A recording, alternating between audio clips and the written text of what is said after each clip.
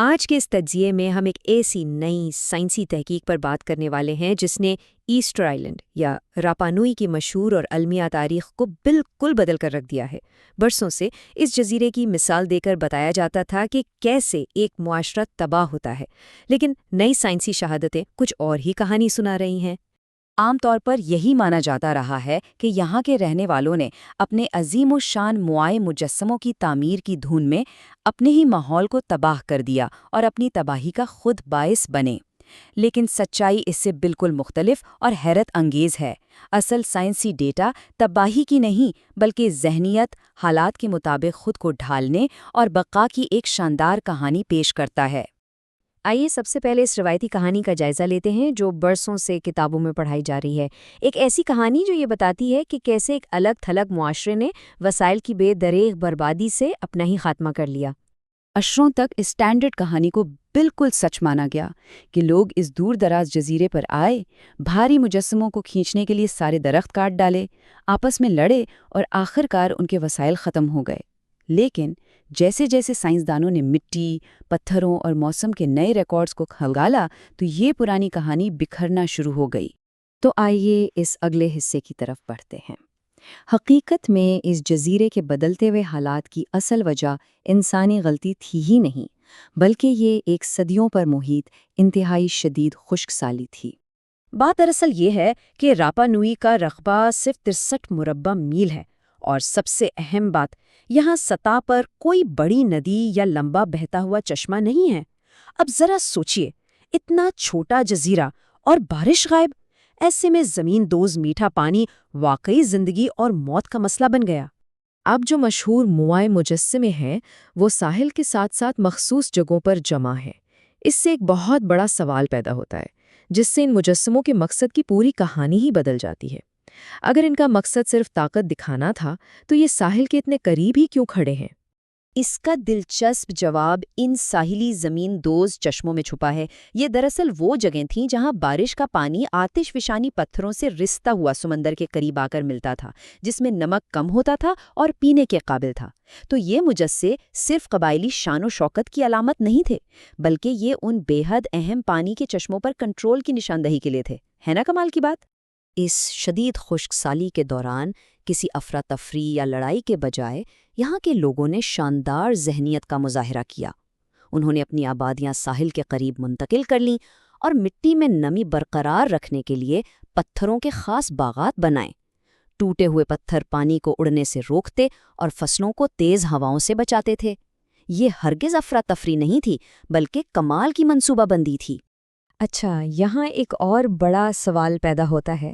اگر انہوں نے درخت کاٹ کر ان کے لاتھوں پر مجسموں کو نہیں گھسیٹا، تو پھر بغیر کسی دھاتی اوزار کے انہوں نے 80 ٹن وزنی اور 30 فٹ لمبے ان عظیم پتھروں کو جزیرے میں ایک جگہ سے دوسری جگہ پہنچایا کیسے؟ جدید محققین نے اس عمل کا تجربہ کیا اور ایک حیرت انگیز نتیجہ سامنے لایا۔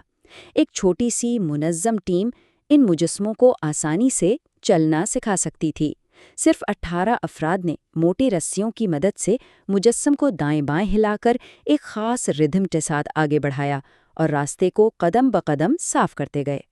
صرف 40 منٹ! جی ہاں، یہ وہ وقت ہے جو ایک 18 افراد کی ٹیم کو 4.35 ٹن وزنی مجسے کے ماڈل کو 300 فٹ تک چلانے میں لگا۔ لکڑی کے لتھوں پر گھسیٹنے کے مقابلے میں یہ طریقہ نہ صرف تیز تھا بلکہ بہت ہی مؤثر تھا۔ مزید دلچسپ بات یہ ہے کہ جزیرے کی قدیم سڑکوں کی بناوٹ خود اس بات کا ثبوت دیتی ہے۔ یہ سڑکیں تقریباً 14 فٹ چوڑی تھیں اور ان کے کناروں پر ہلکا سا اندر کی طرف گھماؤ تھا۔ یہ گھماؤ ایک قدرتی ٹریک کا کام کرتا تھا جو ان بھاری مجسموں کو آگے بڑھتے وقت بیلنس رکھتا تھا۔ اس شاندار انجینئرنگ نے ویسے ہی درختوں کے لٹھوں کی ضرورت کو ختم کر دیا تھا۔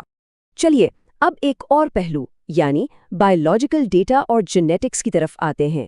جزیرے کے باشندوں کا ڈی این اے اس پرانی کہانی کو مکمل طور پہ غلط ثابت کرتا ہے جس میں کہا جاتا تھا کہ 1600 کی دہائی میں یہاں آبادی کا تباہ کن زوال آیا تھا۔ دیکھیں، جینیٹکس میں جب کسی معاشرے کی حقیقی تباہی ہوتی ہے تو اس کا ایک واضح نشان باقی رہ جاتا ہے جس سے جینیٹک باٹل نیک کہتے ہیں۔ اس کا مطلب ہے کہ آبادی اس قدر کم ہو جاتی ہے کہ جینیٹک ڈائیورسٹی یکدم گر جاتی ہے۔ اگر واقعی یہاں لوگ اچانک مرے ہوتے تو ڈی این اے میں اس کا نشان لازمی ہوتا۔ تو یہاں سب سے اہم پوائنٹ یہ ہے کہ 15 قدیم تاریخی جینومز کا جب تجزیہ کیا گیا تو ایسی کسی جینیٹک کمی یا باٹل نیک کا کوئی نشان بالکل نہیں ملا۔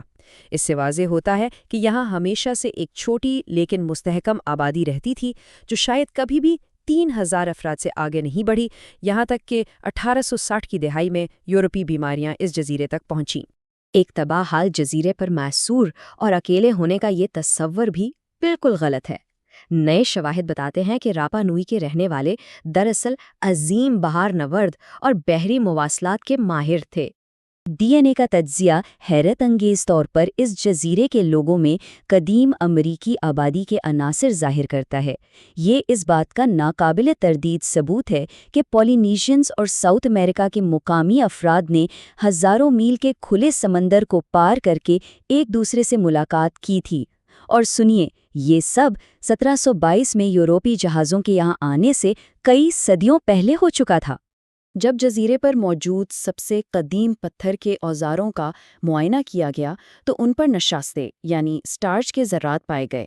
اس سے ثابت ہوتا ہے کہ اس جزیرے پر آنے والے پہلے باشندے اپنے ساتھ صرف پولینیشیا کی فصلیں جیسے ٹائرو اور یام ہی نہیں لائے تھے، بلکہ ان کے پاس ساؤتھ امریکہ کی فصلیں جیسے شکرکندی اور کیساوا بھی تھیں۔ یہ لوگ اپنے ساتھ پہلے سے ہی مختلف خطوں کا ایک بہترین زراعتی نظام لے کر آئے تھے۔ جیسے جیسے مستقبل کی تحقیق زمین دوز پانی کے ذخائر کا جائزہ لینے اور مٹی کے قدیم کیمیائی اشاروں کو سمجھنے کی تیاری کر رہی ہیں، اس جزیرے کی پوری تاریخی کہانی ہی نئے سرے سے مرتب ہو رہی ہے۔ ہر نئی سائنسی تحقیق وسائل کی بربادی اور افراتفری کی اس پرانی کہانی کو مکمل طور پر رد کر رہی ہے۔ اس کی جگہ اب ایک ایسی حقیقت سامنے آ رہی ہے جس میں ایک انتہائی منظم معاشرہ نظر آتا ہے، جس نے صدیوں پر محیط موسم کی خرابی اور خوش سالی کا مقابلہ اپنی شاندار ذہانت اور عقل مندی سے کیا۔ یہ تباہی کی نہیں بلکہ واقعی زندہ رہنے کی ایک عظیم فتح ہے۔ آج کے اس تجزیے سے یہ واضح ہوتا ہے کہ راپا نوئی کی کہانی شدید مشکلات کے باوجود انسانی حوصلے اور لچک کی ایک بہترین مثال ہے۔ یہ ساری باتیں ہمیں سوچنے پر مجبور کرتی ہیں کہ تاریخ میں ایسے کتنے اور واقعات ہیں جو دراصل انسانی ذہنیت اور بقا کی انکہی کہانیاں تھیں، جنہیں بس ہم نے مکمل طور پر غلط سمجھ لیا تھا۔ اور اس دلچسپ سوال کے ساتھ ہمارا آج کا یہ تجزیہ اپنے اختتام کو پہنچتا ہے۔